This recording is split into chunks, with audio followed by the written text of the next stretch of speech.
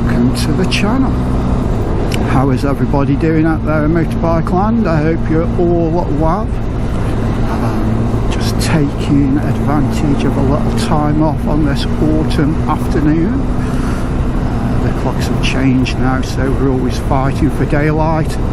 Never a good thing. It's a sign that winter is on its way. Well, today I thought we'd just have a little chat about motorcycle forums. Do you think they are a good thing? Do you think they are a bad thing? How do you use them? Do you find them useful, or do you find them not useful or even detrimental in some types of ways?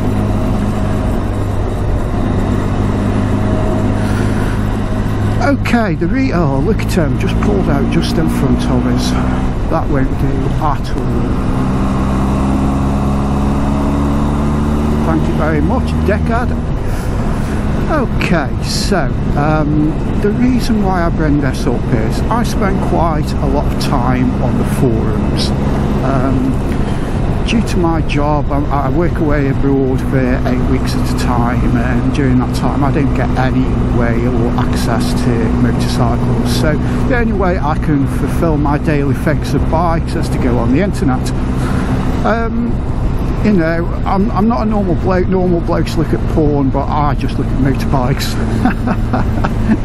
But anyway, I digress. What I was saying was, I've noticed some trends on these sites, and I feel that, you know, I'm in mixed mind on how helpful they can be, because I think, don't get me wrong, they can be very helpful, but at the same time I think they can be very detrimental as well. So before we dig into it, I just want to ask you a couple of questions. Just have a little think about what I'm saying and answer it in your own head. So, number one, when you go on an internet forum for motorcycles and people are asking for advice, or if there's a little bit of a debate about something, and you actually join in and you have your input, you put your 2 penneth worth in, are you 100% sure that the information you are giving is correct? Is it fact-based? Do you know 100% that it's fact-based? Or is it just your opinion, you know? You're just having a wild stab in the dark of what you think my problem might be? Or are you just regurgitating somebody else's point of view that you read earlier on the internet? You don't know if it's true, but it sounds pretty sensible, so you'll pass that knowledge on. So with that in mind, now ask yourself this. When you do ask a question on an internet forum, or you're having a debate, do you take lock, stock and barrel as 100% truth what people are telling you? And these questions really get down to the heart of the matter, why I find that sometimes internet forums can be very helpful and sometimes they can't. Because I think a lot of people out there don't understand the difference between an objective question and answer to a subjective question and answer. And I'm not teaching you, I'm not going to teach you to suck eggs. I'm not saying that, you know, everybody's stupid out there. I'm sure a lot of you know the answer to this question, but by reading some of the posts on these websites, I think there are a lot of people out there who don't understand the difference between objective and subjective. So I'll give you a little example. So an objective question would be a question where there is a simple yes or no, right or wrong answer that is fact-based. So for example, you could say, what can I use? The suspension on the TRK, the rear suspension on the TRK, is it adjustable? That is an objective question, because it either is or it isn't. So when you give your answer, you go out, you've had a look on the back, you can see that it's adjustable. Answer, yeah, the suspension on the TRK 502 is definitely adjustable. Okay, so that's subjective, 100% fact-based answer. However, if the person asked, how do you find the suspension on the TRK? Do you think it's hard, soft, or just right? Now, this is subjective because you could get three different riders. You could get somebody who's into sports bikes, who goes onto the TRK and is used to rock hard suspension, and he would answer, oh, the suspension's terrible, it's soft, it's wallowing around, it's like sitting on a marshmallow.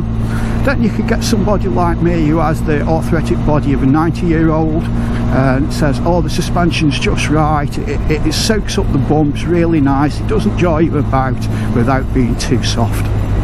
So two totally different answers, and both can be totally different, definitely right for the two different people who've given that answer. So that is a subjective answer.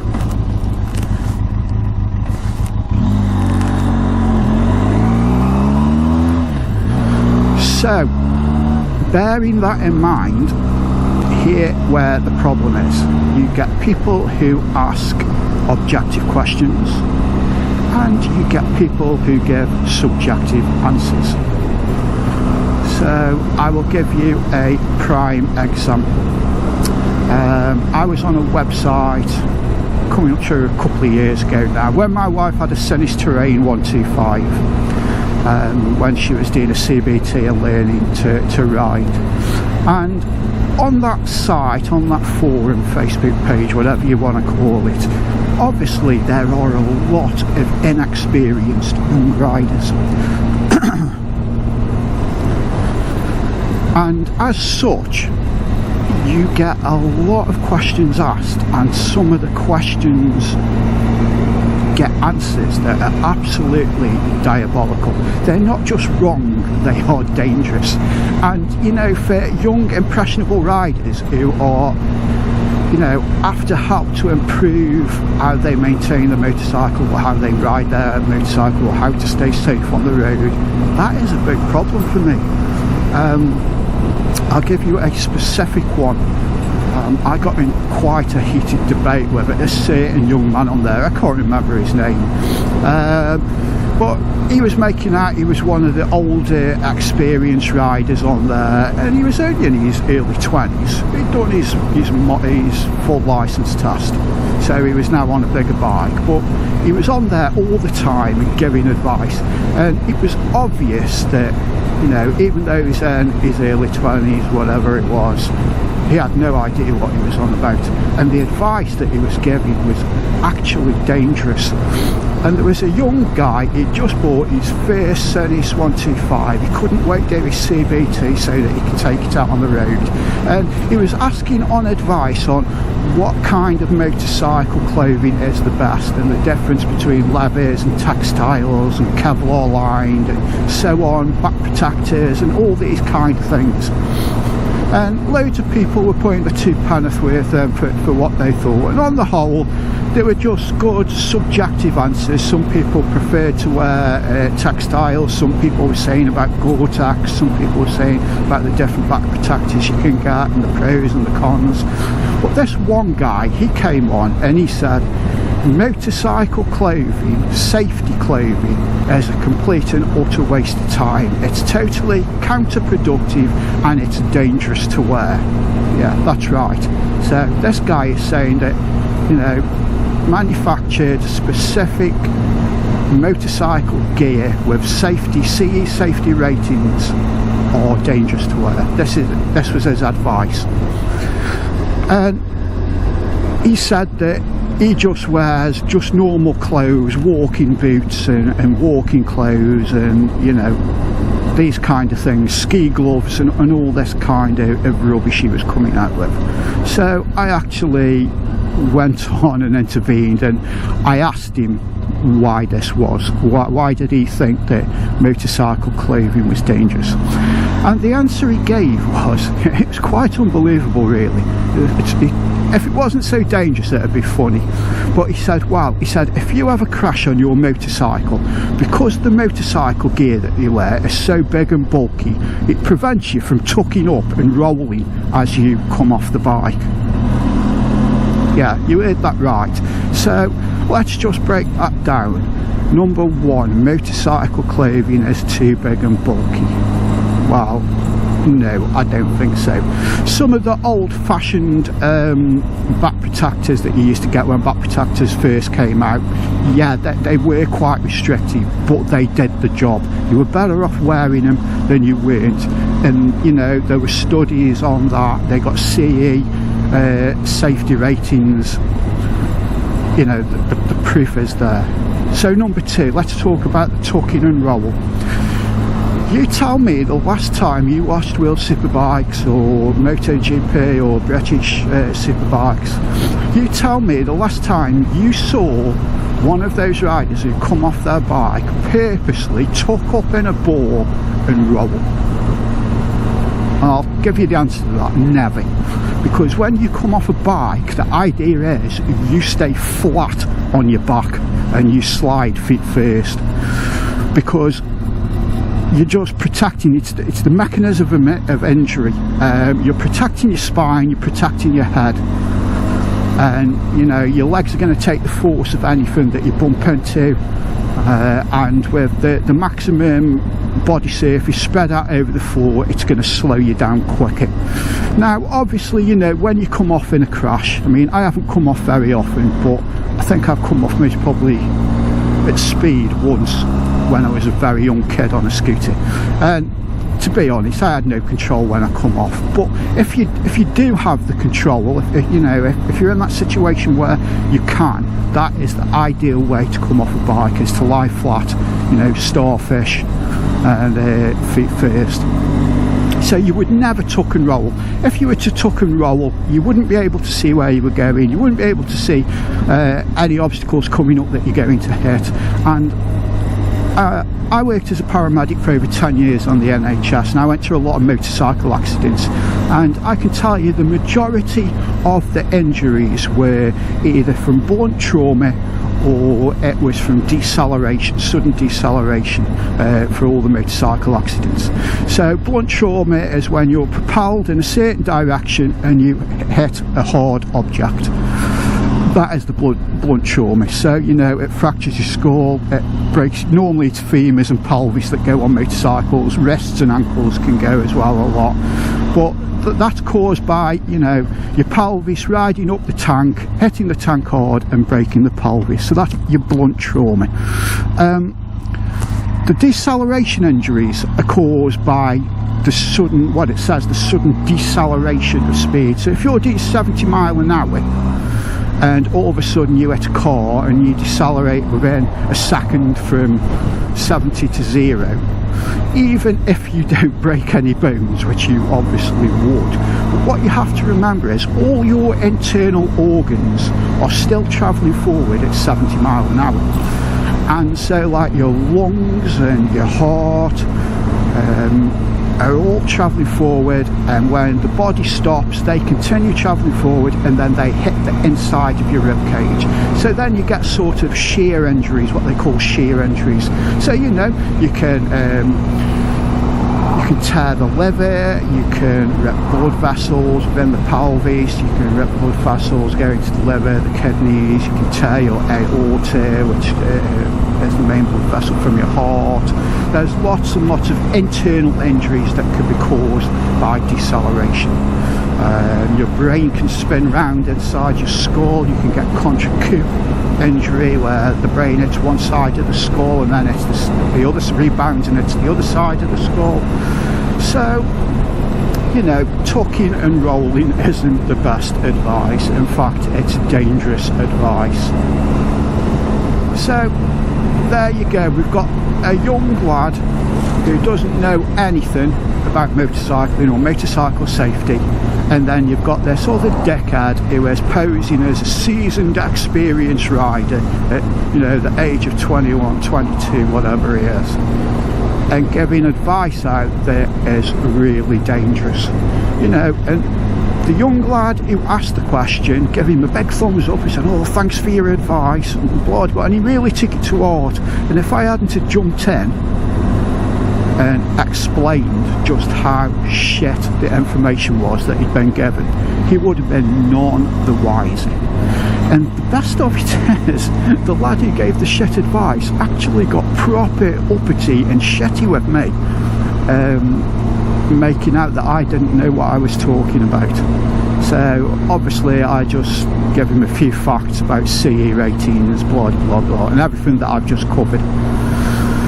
So that is why I think that internet forums can be not so good. You really do have to consider and take a look at a lot of the information as a whole, and then try and pick out what the overall thread of the answers are. I'll give you another example. Recently I was talking about a product that I use in my bikes. Somebody had asked a question about punctures on the TRK 582X, that they were worried because of having the inner tubes. I recommended a product that I use called Bike Seal. Again, I'm not affiliated to this, I don't get any kickback, I just go out, buy it, I put it in all my cars and all my bikes. And there was a guy, I think he was from Portugal, and again, you know, he was given his £2 worth, he hadn't done any due diligence, he had absolutely no idea what the product does, how it works, and he came and he said, oh, all these solutions you put in your tyres have been around for 20 years, they're rubbish, they don't work. Wow. I came back to him and said, look, this is a new product, it works totally different than anything else that's ever been made before. You know, just because something didn't work 20 years ago doesn't mean that they haven't moved forward with it. You look at computer chips, the computer chips in a mobile phone that we use today are more powerful than the computer chips that powered the moon landings, and that's just in a mobile phone. So he come back, and what gets me about these people is they, even though they must know in their own head that once they're faced with facts like that they're wrong, that, you know, perhaps they've overstepped the mark, but they still try and fight their own corner. And he come back talking about centrifugal force and it damaging the tyre and all sorts, and you know, he was just grasping at straws, digging himself a deeper hole, making himself look a complete and utter dickhead. So, you know, there's so many examples I could give where these forums just aren't a good thing, and you get so many people just putting the £2 worth in where they've done absolutely no due diligence. They've got no experience of using the bike or using the product that they're talking about. You know, another one's Chinese bikes. You know, how many times do you see Chinese bikes, wouldn't touch them with a barge pole, they shit, they rust, they fall to bits? Well, if that's the case, why do top brands like KTM have bikes built in China by Chinese factories? You know, yeah, 20 years ago, lads, Chinese bikes are shit, but things have progressed, and if you don't have experience with whatever you're talking about and don't know the facts, why go onto a forum, gob off and make yourself look a dickhead? I just don't get it.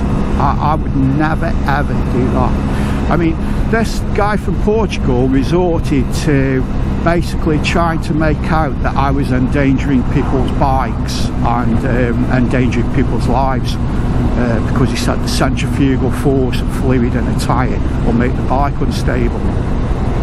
How does he know that? You know, does he have a degree in physics and mathematics?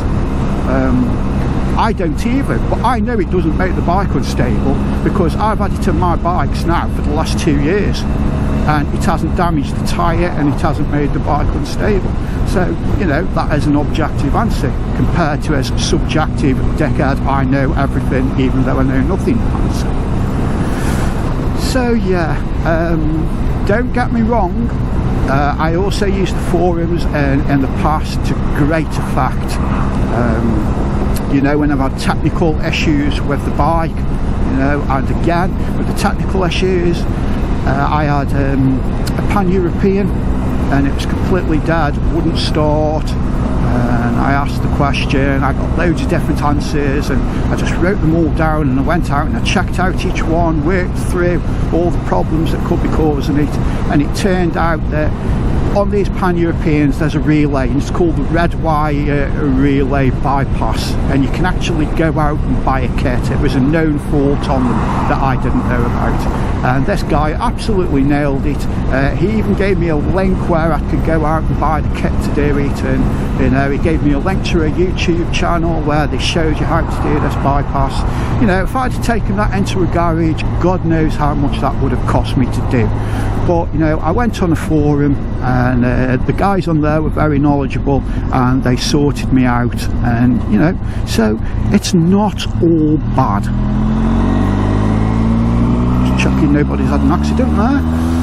Yeah, so it's not all bad at all. So you know, so that is the internet forum chat, good or bad. As I said, I'm in two minds. I think they can be very useful, and I also think they can be very damaging. My advice to you is take it with a pinch of salt. So what do you think about it? Comments below, let me know your experiences with it. Have you had really good experience getting good advice? Have you had really bad experience? And have you ended up in some keyboard warrior arguments with complete and utter knobheads who don't know what they're on about?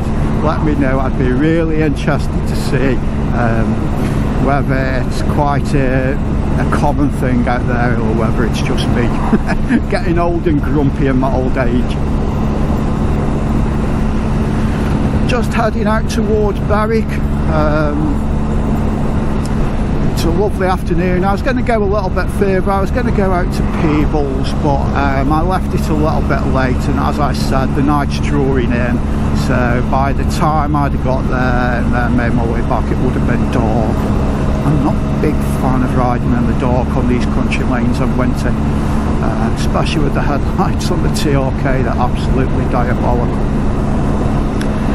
Just trialling out some new tech. I don't know if you can see it. I've got this remote for the GoPro camera, and I've got this remote down here for the Insta360. Just trialling them today, see how they go. They seem to be a godsend, but we will see if they work or not. Okay everybody, so there we have it. Rant over. Well, it wasn't really a rant, was it? It was a just conversation, I feel. So all that's left to say is thank you very much everybody for staying tuned and keeping faith with the channel. If you're feeling generous and you've enjoyed this video, please press that like button. It really helps with the channel. The more likes the channel gets, the more the videos will be put out there in a YouTube land. If you're feeling really generous, then smash the subscribe button as well. So thank you very much everybody. All that's left to say is everybody ride safe out there. Bike Rider Reviews out.